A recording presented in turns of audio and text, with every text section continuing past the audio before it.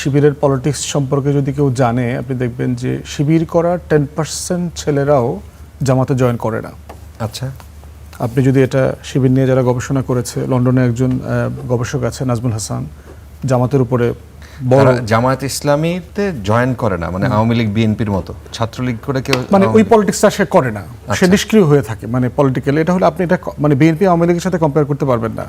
শিবিরের politics compare করতে হলে আপনাকে ছাত্র ইউনিয়নের সাথে কম্পেয়ার করতে হবে। আমি যেহেতু দুইটা পলিটিক্স করছি, বাম এবং ডানের, আমি দেখেছি ছাত্র ইউনিয়ন করা ছেলেরাও 10-15%-এর বেশি আপনার কেউ সিপিবিতে অথবা অন্য কোনো বাম সংগঠনে অ্যাক্টিভ হয় না, ইনক্লুডিং ছাত্র ইউনিয়নের সাবেক কেন্দ্রীয় সভাপতি আমি অনেককে চিনি পার্সোনালি, যারা কেউ বাম রাজনীতি করেন না, মূল্যবোধ ধারণ করেন, বাম পলিটিক্সের যে ভ্যালু সিস্টেম অনেকে হোল্ড করেন আর কি। তো শিবিরের একটা বড় অংশ এই পলিটিক্সে হিস্টোরিক্যালি যাচ্ছে না, অ্যাক্টিভলি তারা জামাত করেন না।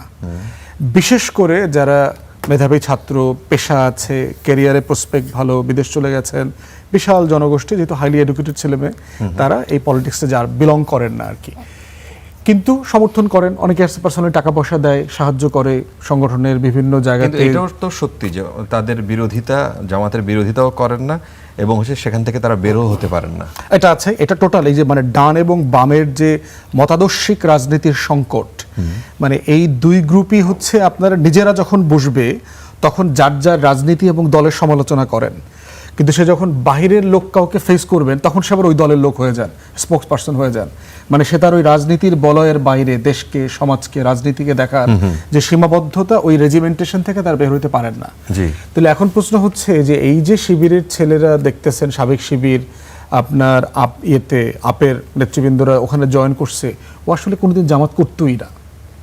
মানে বাস্তবতাটা তাই। আমি যেহেতু এদেরকে পার্সোনালি চিনি, এরা কি করতো, বিদেশ চলে যাইতো। দুজনকেই চিনি, দুজনই আপনার IELTS করতেছে, ইংল্যান্ডে চলে যাবে, আমেরিকা চলে যাবে, PhD করতো।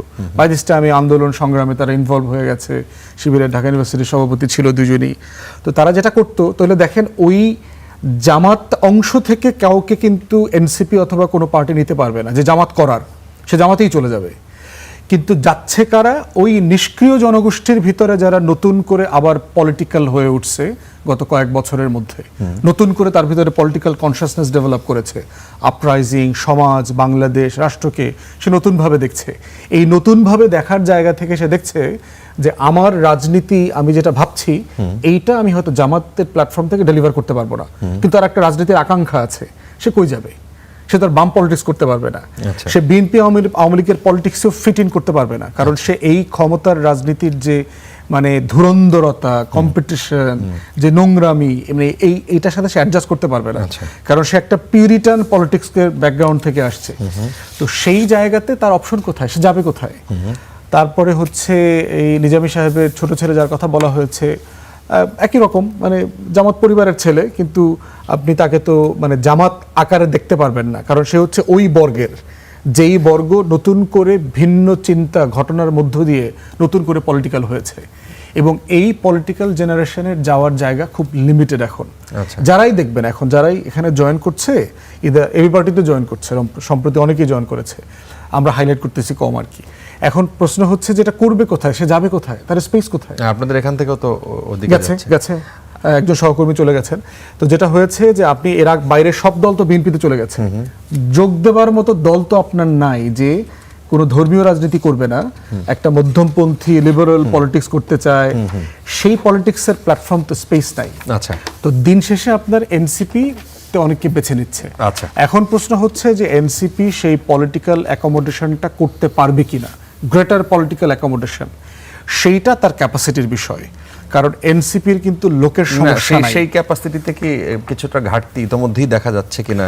নির্বাচনের আগে আগে বিশেষ করে বাম ঘরানার যারা ছিলেন তাদের বের হয়ে যাওয়া, এবং তারা মোটামুটি পপুলার এবং তারা সামনে ছিলেন, সেখানে একটা প্রশ্ন তৈরি করে যে এনসিপি সেই ডান ঘরানার এনসিপি হয়ে যাচ্ছে। মানে শুধু বাম অথবা ডান ঘরানার বলবো না, মানে আপনি যদি 24-এর পর থেকেই দেখেন, মানে এই ছাত্র নেতৃবৃন্দের পিছনেই তো সারা দেশের তরুণ সমাজরা ছিল, লক্ষ লক্ষ ছেলেমেয়েরা ছিল। দেখবেন যে প্রাইভেট ইউনিভার্সিটির ছেলেমেয়েরা আইসোলেটেড হয়ে গেল, মাদ্রাসা অংশটা আইসোলেটেড হয়ে গেল। তার কিন্তু লোকের সমস্যা না, বরং তার ভান্ডে ছিল প্রচুর। আচ্ছা, মানে এই যে 50 জন জয়েন করছে, এটা তার কিন্তু কোনো ক্রেডিট আকারে আমি দেখি না, এনসিপি আকারে এর কোনো ক্রেডিট দেখি না, বরং আমি দেখি যে এনসিপির যে সম্ভাবনার জায়গা, তার যে লক্ষ লক্ষ মানে সমুদ্রের মাছের মতো ছিল ঝাঁক, সেই ঝাঁক তো সে ধরে রাখতে পারে নাই।